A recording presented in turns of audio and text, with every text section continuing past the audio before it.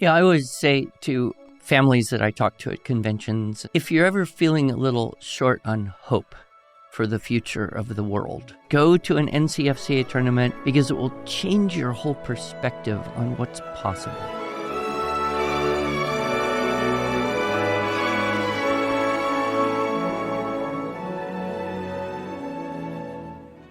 Hello, and welcome to the Arts of Language podcast with Andrew Pudewa, founder of the Institute for Excellence in Writing, or as many like to say, IEW.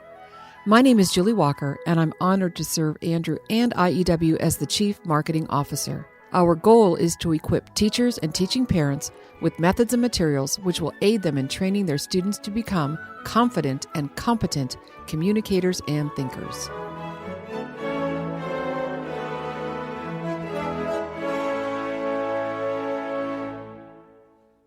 Andrew, I know you have been a huge fan of the work at NCFCA for years. Yeah, 2 decades, actually. Yes. It's frightening to me, but yes. And 2 years ago, just 2 years ago, I had the opportunity to go to the Nationals in St. Paul, Minnesota, and saw for the first time the quality of these teens coming through the NCFCA program. And wow, I am just as big a fan, maybe not just as big. So I'm really looking forward to going to St. Paul again this year because they alternate where they do the finals. And actually, Minnesota is where I grew up. And so I get to go back and visit relatives as well. But I am really looking forward to seeing these kids and just watching the quality of their work because they are working really hard. And we are so privileged today to have one of the founders of the NCFCA here as a guest on our podcast. Yes. So welcome, Christy Shipe. Yes. Thank you. I'm so excited to be here today. Your name was first brought into my world when in 2002 or 2003, I'm not 100% sure, we, in our little group in the Central Coast of California, said we want to do speech and debate. But there wasn't a club in existence anywhere closer than 90 miles from where we lived. And this other homeschool mom and I talked about it and said, well, I guess we just have to start a club. But we didn't know anything about it. And of course, YouTube wasn't what it is then. So you couldn't just kind of go to YouTube and watch debate rounds or watch individual event speeches. And we got your Guide to Policy Debate. That's what it was, I think. That's right. And she and I started reading this thing, and everything was foreign. What's a 1AC? Didn't know anything. And so we had 4 kids, 2 of her kids, 1 of mine, and another teenager. And we just got together and we read this thing and we did it. And then we went to a tournament, lost every single round, like absolutely complete nothing. But we came back, despite the defeat, we came back very inspired. And not just, the adults, but the kids were also, now we know what we're trying to do. We see this now. And so we practiced some more, went to another tournament. One of our teams won 1 round, and we came back and thought, okay, that's progress. And yes. And I think we did a total of 3 tournaments in California that first year. The next year, our club doubled in size. We had 9 kids. And we got a debate camp. And we sent some of our, 6 or 7 of these kids went to a debate camp. And that was a phenomenal shot in the arm. I mean, that was a really great benefit because they came back and really could coach everybody. And here's how we did it. And the adults were just learning along with the kids, sometimes not even as quickly as they do. And then the next year, our club doubled again. We had over 20. And in 2009, when I left California, that club had over 30 kids, and that was kind of the end of my time with my older kids. And I just look back on those moments, the driving to tournaments, and that's when they would be staying up till midnight to finish the round. And yes, it was pretty crazy. But I learned so much. The kids made lifelong friendships. They were just honing and refining and polishing skills and motivated in a way I had never seen teenagers that motivated ever before in any context. It was off the charts level, independent motivation, striving, desire. And I know this is not special, but it was really special for me. Only I've started to see that happen now all over the country. And I hear those same stories from other parents. I just want to commend you and all the other team that work to establish NCFCA, because it is one of the great, great things in education and in the homeschool world in particular. So that's my introduction. Tell us, though, a little bit more about yourself. You have a very, very awesome father who's relatively famous. yes. And you have a lot of siblings, and Yep. you got involved in this whole thing. So give us a little history on that, and then how old your kids are and what they're doing. Sure. So yeah, I'm the oldest of 10 children of Mike and Vicki Ferris. So Mike Ferris, who founded HSLDA, he's an attorney. He's fought for homeschool rights for decades now. And we were on kind of the cutting edge of homeschooling when my parents started homeschooling me. Let's see, I think it was 1982. So been around the homeschool world for a long, long time. And then I have 5 children, and most of them are adults, if you can believe that. So I have 4 adult children and 1 still in high school. And I have a grandson and a granddaughter on the way. So 2 of my oldest daughters are both married. And it's my oldest daughter who's has the little boy and is expecting a little girl. So growing family. You can certainly become a member of the looks way too young to actually be a grandparent club. Oh, I was you. a member of this club for a short time until I looked in the mirror one day and said, no, I actually do look old enough to be a grandparent. Yeah. But you certainly still qualify. How did the whole idea for NCFCA, come into being? How was it that your dad and you and whoever else was involved said, hey, let's start a homeschool speech and debate league? Well, and can I ask another question related to that? What does NCFCA actually stand for? It's Yes. not the smoothest acronym in the world, but It is not the smoothest acronym in the world. And we've taken to recently calling ourselves NCFCA Christian Speech and Debate, because that captures what we do a little bit better. But the acronym stands for National Christian Forensics and Communications Association. Forensics can be a confusing word, but that has to do with our speech events, not CSI investigations. right. So that's what the acronym stands for. How it got started was, like I mentioned, I was homeschooled since the early 80s. And as I was growing up, my dad is a lawyer. And so I come by the debate gene pretty naturally. And we had lots of family debates and such. But my dad realized the opportunities that he'd had in public high school, I didn't have as a homeschool student. And so when I went to college, he encouraged me to join the debate team at college, which I did and loved it and competed during all of my college years.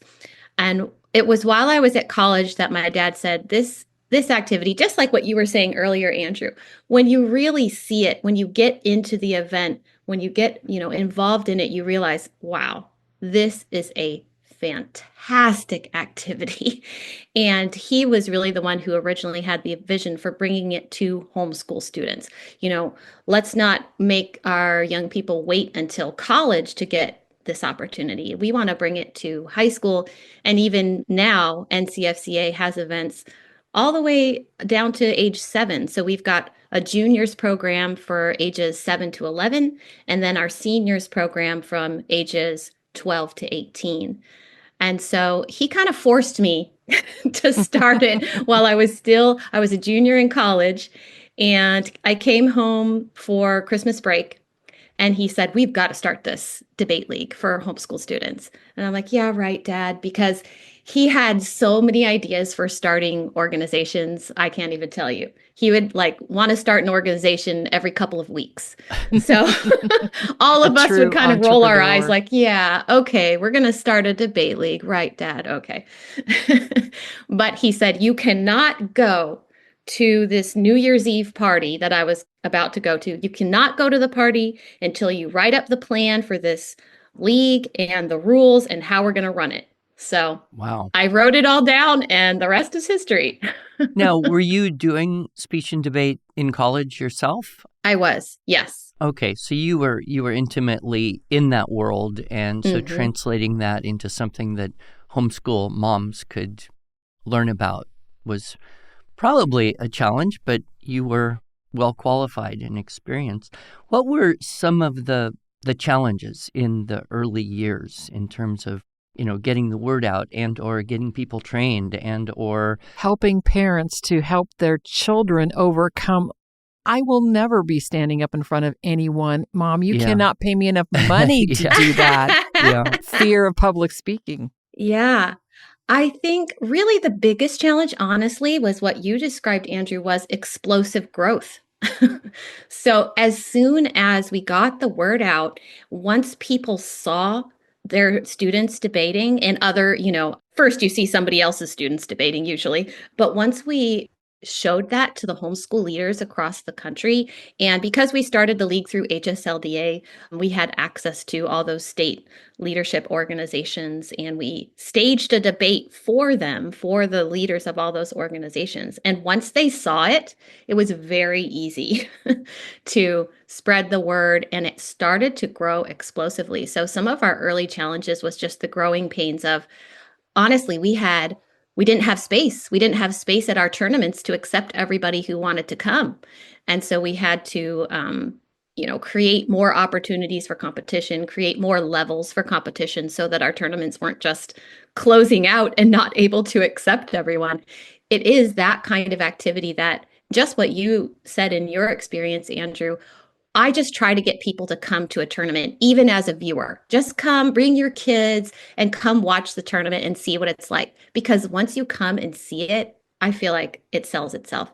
Then you're so excited. That's the story over and over. Once people come, they see it, they experience it, they join. I always say to families that I talk to at conventions and, wherever I am, if you're ever feeling a little short on hope for the future of the world, just get yourself to a tournament. Go to an NCFCA tournament, whatever it takes. It's worth the time. It's worth the expense because it will change your whole perspective on what's possible.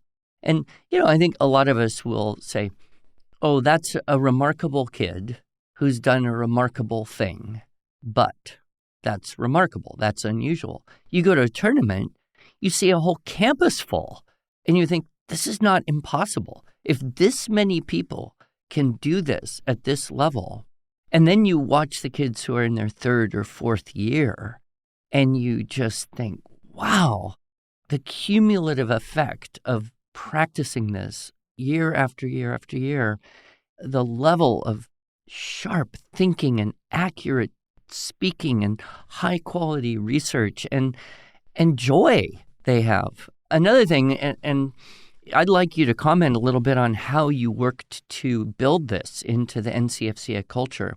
But I always kind of say, this is like the ultimate youth group. In fact, it's almost the anti-youth group. It's the be an adult group. Church youth groups, there's better, there's worse. But what oftentimes we find is kids kind of sink down to the lowest common level of attitude, dress, behavior, conversation. But at a tournament, it's the opposite. They're not sinking to the lowest level. They're imitating and emulating up. The younger kids want to be like the older kids because they win rounds. And so there's this really the most positive sort of peer influence that I see anywhere in the world of teenagers. And if anything, that's almost a greater achievement than the technical argumentation skills. But how did you do that? Was it with some intentionality? Was it just because all the parents were like really good parents? Mhm.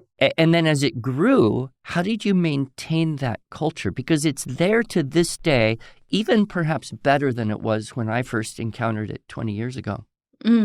I agree. I do think the culture has improved over time. Not that it was bad to start with, but I see the same trajectory. And I would say it comes back to our mission, which is to challenge and equip ambassadors for Christ to communicate truth with integrity and grace. So we intentionally emphasize the mission just constantly. It starts with the board of directors, which I currently sit on.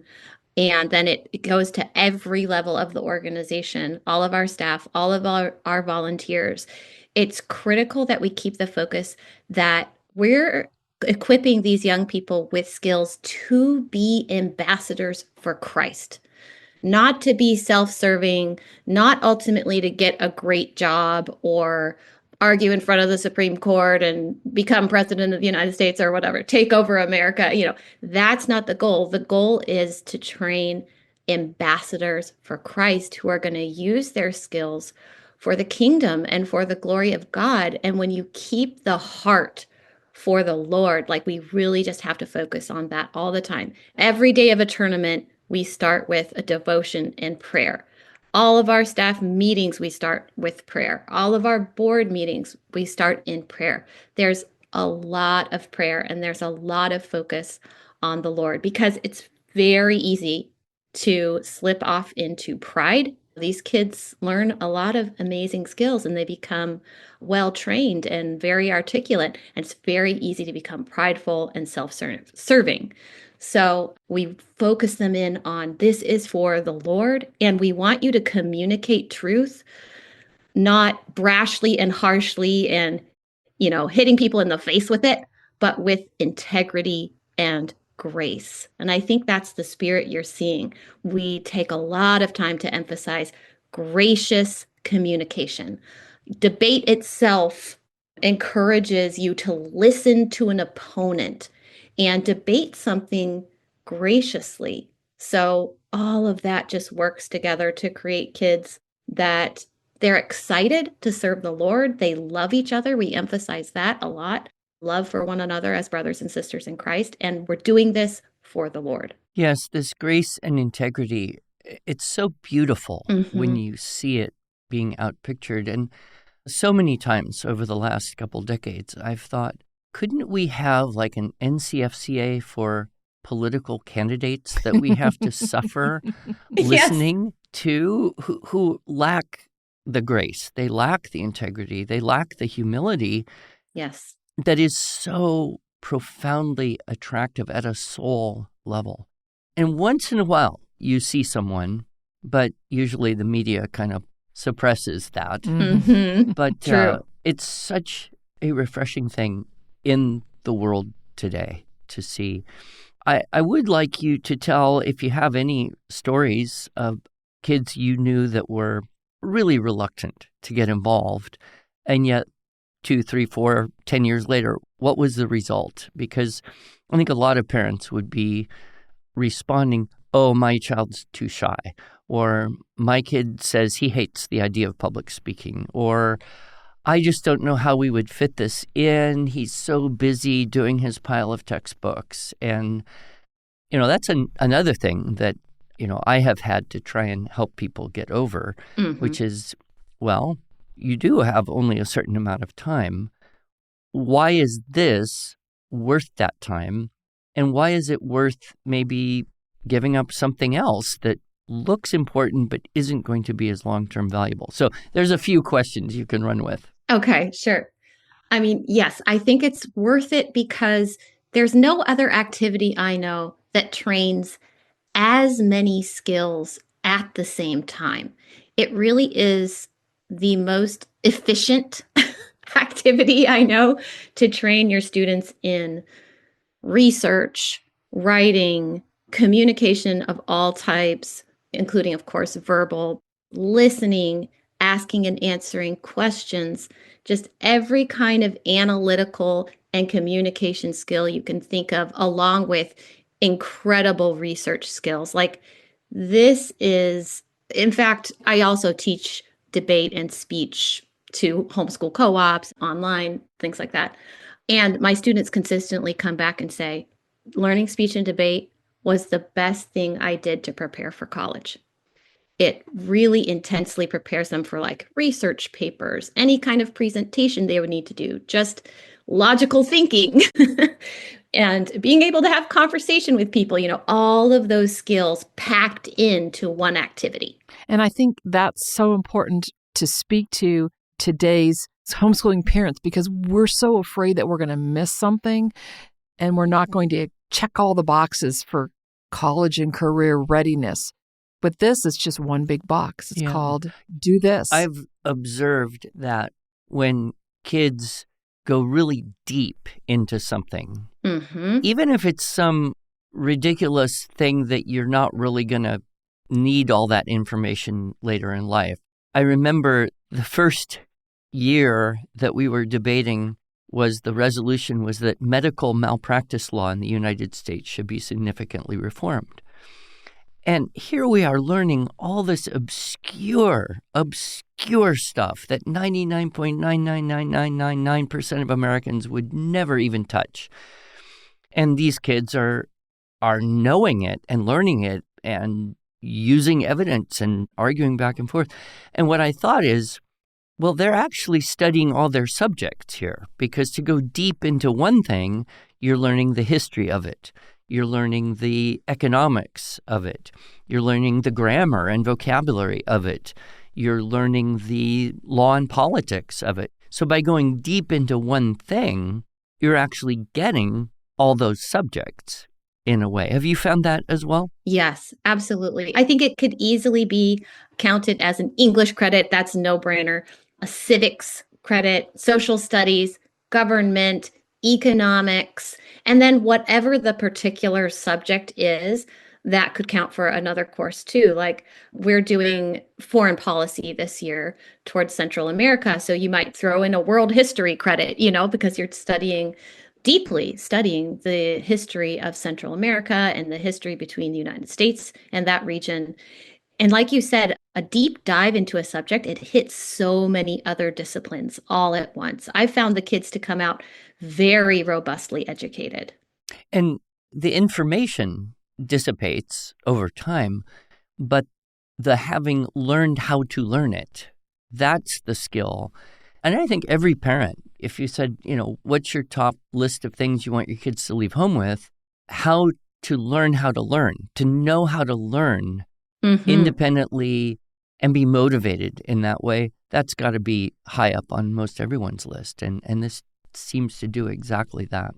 And just as a life skill, to understand how to navigate the information age that we're living in, to understand how to read and analyze material, how to evaluate the trustworthiness of a source, how to, of course, navigate the internet and all the information that's out there. That skill alone is so useful for the rest of these students' lives. Well, and things have changed a lot in 20, 25 years in terms of how kids get information and where their research and evidence comes from. And I'm sure you on the board and leadership have been talking a lot about that, especially in the last couple of years with AI popping up and in some cases giving some very, very specious information. But, the kids don't necessarily have the maturity or life experience to question that. I'd be curious to know in your, in the education side of NCFCA, how are you coaching kids to deal with the new wave, if you will, of internet-based AI-delivered information? Well, we're coaching them to go back to original sources. Some AI, such as Google, at least gives you links of where it's pulling its information from. And you always want to go back to primary sources as much as possible. So AI is the definition of not a primary source. Right. So, we say you can get some ideas. It's good for brainstorming. It's good for getting some ideas, but then you've got to go track down primary sources. Where did that originate? Where did that come from? So, Andrew, you asked Christy a really great question that I want to be sure we get to because we're running out of time. Alumni success stories. Yeah. Do you have any stories of kids who, particularly the ones that weren't very enthusiastic in the beginning? And yes.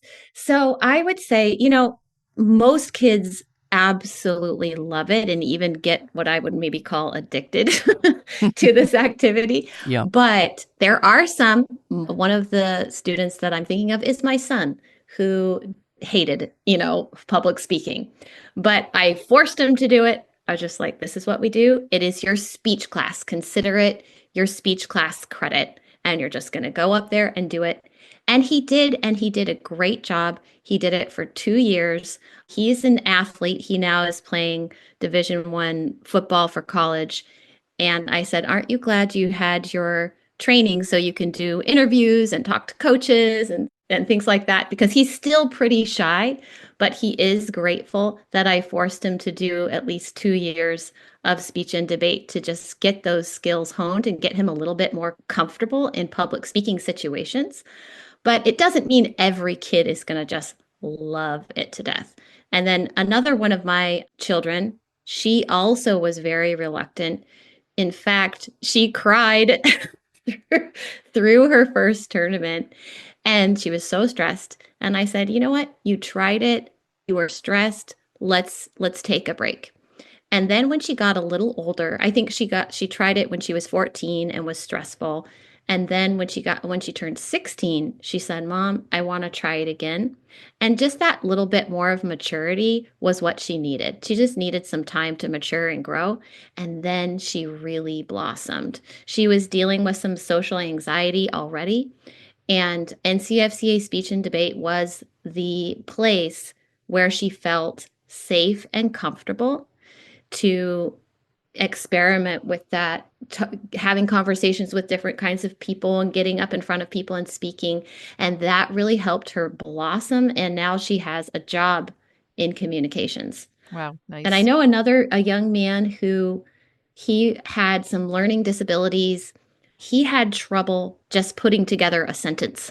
And his family said, you know what, let's do speech so you can help exercise this skill and get more and more comfortable. And he did it. And by the end of his time with NCFCA, he was able to graduate from high school and give the toast at his friend's wedding, which was like a huge achievement for him. He never could have gotten up in front of people and done a speech like that, but he was able to do it because he practiced through our speech events. You're saying weddings reminds me of two things. One is I have been to a number of weddings in the last 7-8 years, and I am often wishing, particularly the best man, he seems to be the worst. The girls do better, but these guys, we need to create like a special course on how to give a wedding speech, but it's probably too little too late. Well, I do need to mention we have a course, Introduction to Public Speaking, and we do touch on that a little bit, Andrew, where you can have great conversations with the groom ahead of time and then go on. The other thing I wanted to mention, though, is that the culture of the debate, the speech and debate club, the tournament, the social environment allows kids to connect, not just, being in the same place physically, but they connect intellectually in a way that is very rare in the general social world of teenagers.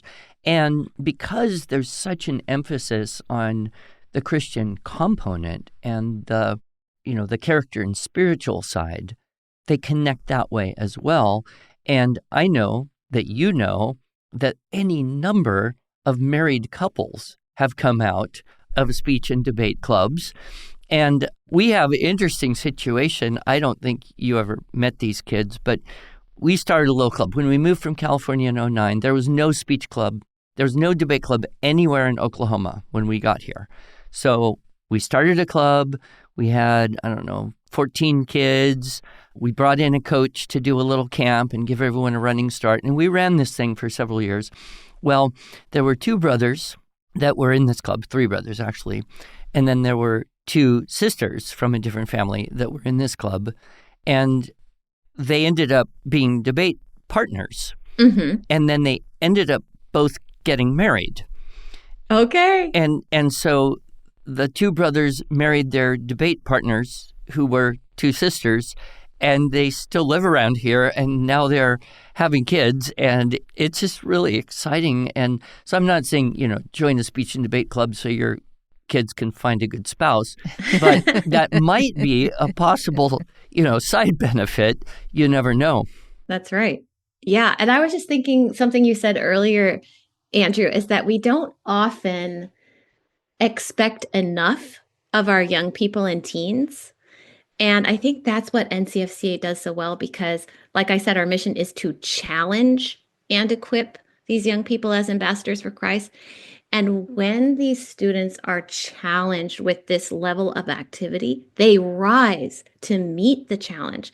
And they're with, like you said, they're socializing with all these other young people that are rising to that challenge, that are iron sharpening iron one another as brothers and sisters in Christ. And it just creates such a dynamic and positive, encouraging social environment for these teens. Well, I think we could go on forever. I just love talking with you. I will be excited when we do next meet in person. I will be excited to hear where you go, what other things you may end up doing now that your youngest is coming into the end of homeschooling.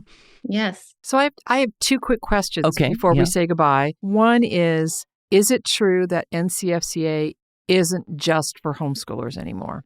Yeah, good question. That's true. Yes. It's for anyone who can sign our statement of faith and our statements of foundational beliefs we have about marriage, gender, and sexuality, and the Bible as the inerrant word of God, and the Nicene Creed. So anyone who can sign on with those statements is welcome to have their children compete in NCFCA. Which is important because the whole definition of homeschooling has changed with hybrid schools, pod schools, cottage schools, online stuff. So that's great.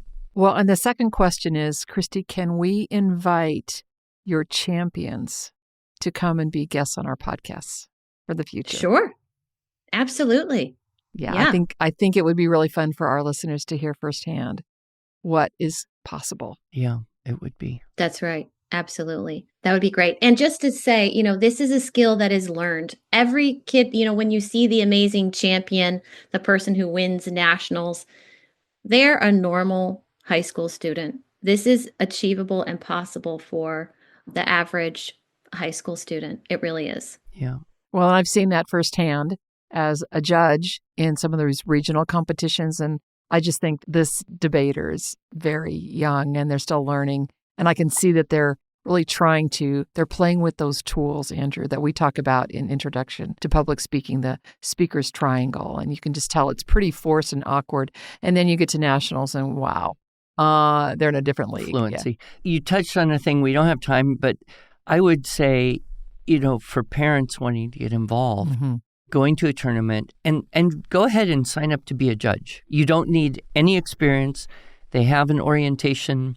And what I really like is the NCFCA's approach to judging is, well, these kids need to be prepared to speak to anyone, not just people who know about debate, not just people who have experience in league competition.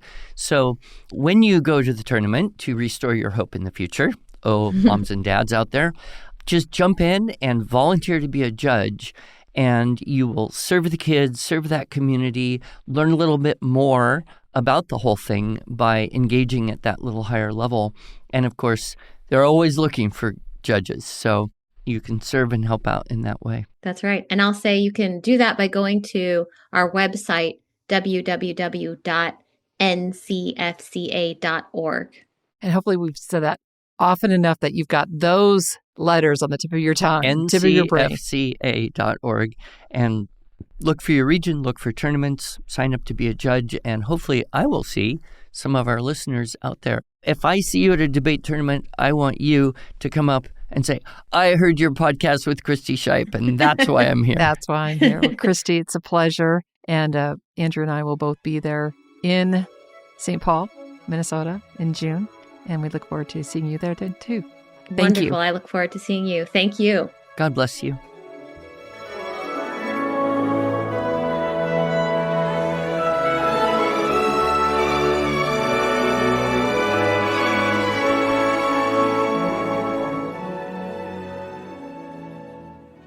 Thanks so much for joining us.